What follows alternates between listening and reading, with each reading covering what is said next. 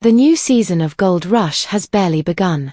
Yet Rick Ness already finds himself in a fight for survival. His Duncan Creek claim, which once promised endless riches, has become a frustrating prison. The water license needed to run his operations hasn't come through. And without it, the stockpiles of gold sitting on his claim are untouchable. Every day that passes is money lost. And with gold prices at historic highs, Rick knows that waiting could cost him the entire season. At 44, Rick is no stranger to setbacks. He's battled frozen machinery, treacherous rivers, broken crew dynamics, and regulatory roadblocks throughout his career. But this year, the bureaucracy has him cornered like never before. With no other option, he must return to Lightning Creek, a claim he once leased from his longtime landlord, Troy Taylor. It's not the independence Rick dreams of, but without ground to mine, there's no hope of salvaging the season. Rick arrives at Lightning Creek knowing he must act fast. The deal he seeks is simple. Access to the ground so he can start mining. But in the world of gold, nothing is ever simple. As he sits down with Troy, the conversation inevitably turns to money. Rick aims for a 10% royalty, a fair compromise in his mind, but Troy quickly makes it clear that times have changed. He wants 20%. The demand hits Rick hard. 20% is steep, forcing him to shoulder all the financial risk while handing over a significant portion of any gold he produces. He argues his case, pointing out their 6-year working relationship and his consistent track record of delivering real results. He counters with 15%, reminding Troy that while others may talk big, Rick actually produces gold. The negotiation is tense. Troy holds firm, emphasizing the value of the claim and the scarcity of ground in the Keno Mountains. Yet, after careful consideration, he finally relents, agreeing to 15%. The victory is tempered by a harsh reality. Rick also owes Troy $350,000, guaranteed, regardless of how the season unfolds. It's a heavy financial burden, but it's the price of access. For Rick, the deal isn't perfect. It's far from the independence he hoped to regain, but it offers something far more important, a chance to mine again. With Lightning Creek officially under his control once more, he finally has ground to run dirt and a clear path forward for the season. High in the mountains above Keno, Rick's focus shifts to action. The crew is ready, and heavy machinery is loaded onto trucks for the trek to Lightning Creek. The site is remote, rugged, and filled with potential, lying along the trail of gold that stretches toward Mount Hinton, one of the richest prospects in the district.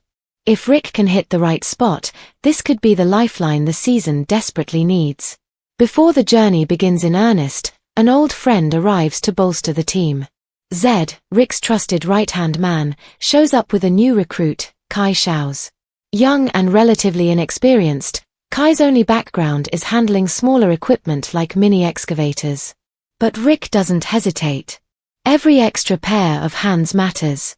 He sees potential in Kai and welcomes the help, knowing that a strong team will be crucial for this high-stakes season. The caravan moves heavy iron from Duncan Creek to Lightning Creek, navigating rugged terrain that tests both machines and drivers. Hours later, they reach the claim. Rick surveys the valley, already thinking in layers, overburden, pay streaks, and hidden pockets of gold. The first target is a 2-acre area that Troy began stripping last season. From above, the cut resembles a diamond, and Rick names it the Diamond Cut, a fitting symbol for the high-value gold he hopes lies beneath. Mining in Keno is never straightforward. The ground is unpredictable, and the stakes are high. To meet his seasonal goals, Rick must haul in over 100 ounces of gold per week. One wrong dig could waste days, even weeks, of effort. But the right spot could pay off handsomely, making the risk worth it. Every decision of where to dig, how deep, and when to move equipment carries weighty consequences. Rick's crew sets to work immediately, firing up engines, swinging buckets, and breaking ground on the Diamond Cut. The excitement is tangible, but so is the pressure. With Troy involved in a royalty agreement in place, Rick must balance speed, efficiency, and precision to make the claim profitable.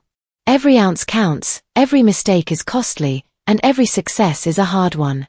Lightning Creek may not have been Rick's first choice for the season, but it's the opportunity he needed when the odds were stacked against him.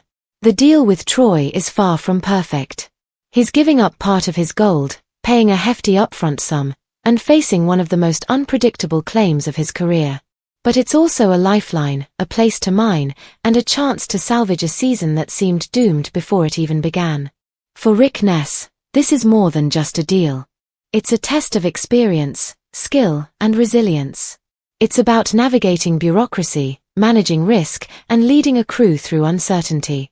And it's a reminder that in the Keno Mountains, nothing comes easy, especially gold.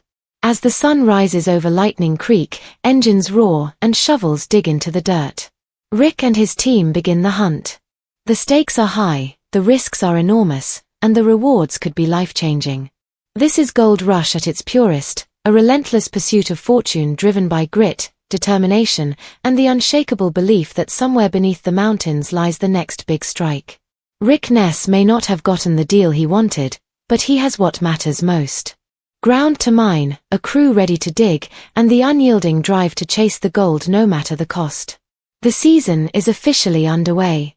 For miners in the Keno Mountains, water permits are often the invisible obstacle standing between them and the gold beneath their feet. Without an approved permit, even the most experienced crews and the most advanced equipment are rendered useless, unable to run sluices, trammels, or excavators that rely on water to separate gold from gravel. Securing these permits is rarely straightforward. Applications can be delayed by bureaucratic red tape, environmental reviews, or competing claims. And in some cases, miners are forced to wait months or even years before seeing approval. For someone like Rick Ness, who already has a stockpile of gold ready to process, a stalled permit doesn't just slow production, it threatens the entire season. He's forced into difficult decisions, leasing ground from other landowners, negotiating royalty agreements, or gambling on untested claims just to keep his crew working and his operation afloat. The scarcity of water permits has created a high-stakes environment where every decision carries weight, and even minor delays can turn a promising season into a financial nightmare. In Gold Rush, water permits aren't just paperwork. They're a lifeline. And miners must constantly navigate the complex bureaucracy to stay in the game, proving that in this industry, gold isn't the only thing that's hard to find.